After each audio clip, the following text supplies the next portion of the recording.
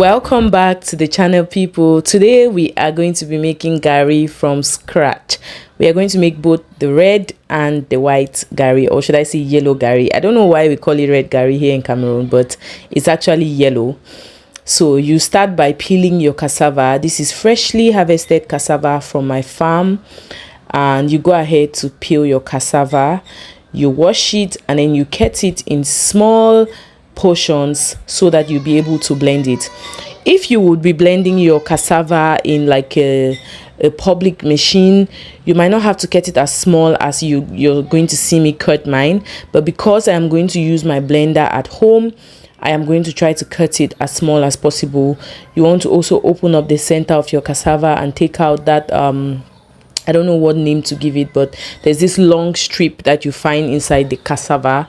It's always good to take it. You could blend it like that, but when you're sieving your garri, you're still going to remove it. So this is me washing my cassava. You want to wash it until it's really white and clean, and then you chop it into tiny bits and blend.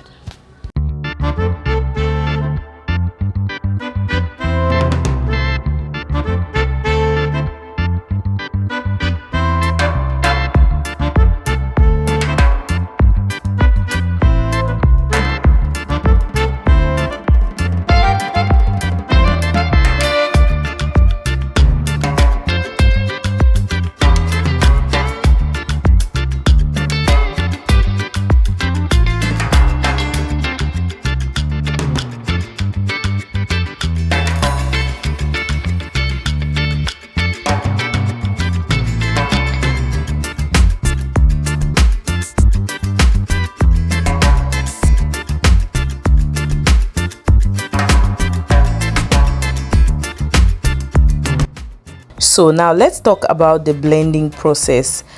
When you want to blend your cassava, like I said earlier, you could take it to like public places where they grind, or you could blend it at home. Of course, I'm making very small quantity of garri, so I decided to blend at home. And when you're blending, you want to add water to help your blender or whatever your food processor.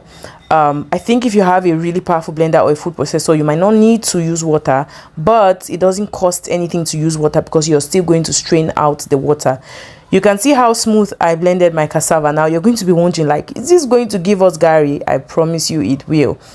When you strain out all the water, by the time it's completely dry the next day, you're going to realize that you still have a few particles, and it's not going to be as soft as you think it is when you see it now.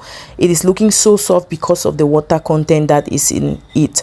Now you want to pour your blended cassava into a cheesecloth, any kitchen napkin that you have that is clean, okay? Pour it there and then just squeeze as much as you can. You can see how much water is coming. In the next video, I'll show you how you can make starch from cassava, but here we are making garri. So what you do now, after squeezing as much as you can, you put your cassava on a surface and then you put a heavy object, maybe a bottle of water like I did. By the next day, this is what you have. It would have the heavy object would have pressed on the cassava until extracting all the water, and you're going to be left with this dry cassava or dry blended cassava, which is going to give us our garri. This garri is strictly for drinking, like I said earlier. So it's going to be fine, it's going to be clean. My goodness. So this is what our garri is looking like while sieving. You're going to still realize that there were some chunks, okay? So it was looking that smooth, but there were some chunks that were not really blended. They didn't blend well. So that's what we are trying to remove by doing this process.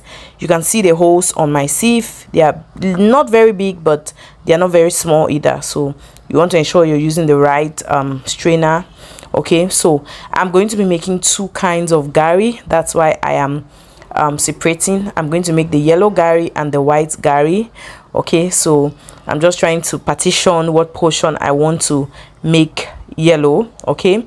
For my yellow garri, this is approximately 2.5 cups of blended cassava, and I'm adding, I think I used 2.5 tablespoons of red oil, okay? So you add your red oil slowly and you mix. And when you add your red oil, I advise that you use red oil that doesn't have a bad smell. Okay, when you add your red oil, you mix, you watch how the color is changing. You don't want to use too much red oil. If you use too much red oil, you would not be able to drink this Garri comfortably. There's going to be, have you ever bought Garri and you're drinking and there's so much oil on the surface? That can happen. I think you can actually stop at 2 tablespoons, because this extra one that I added, I noticed when I was drinking that it was a little bit oily. But if you're going to make this quantity of Garri, like I said earlier, this is approximately 2.5 cups of yellow Garri, sorry. You can you can just pause at 2 tablespoons of red oil.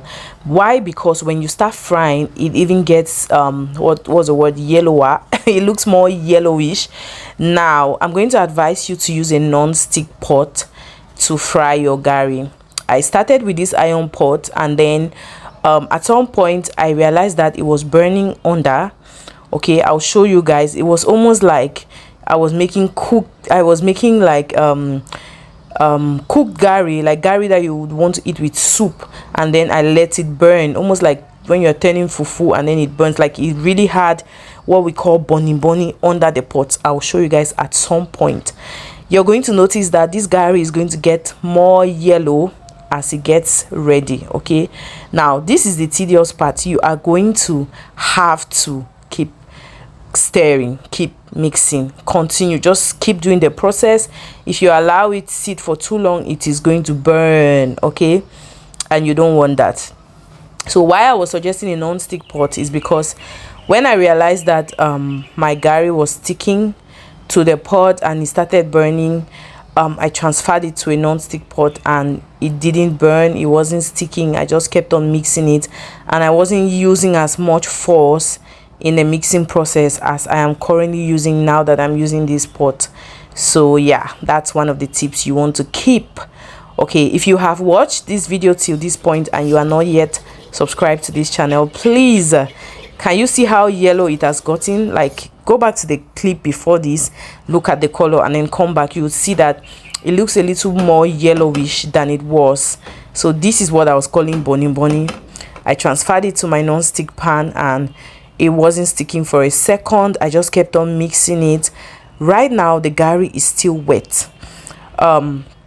When it gets dry, when it's okay for you to take out, you get how when you're frying it, you will get the sound. I'll try to put the sound on the video for you guys to be able to hear that.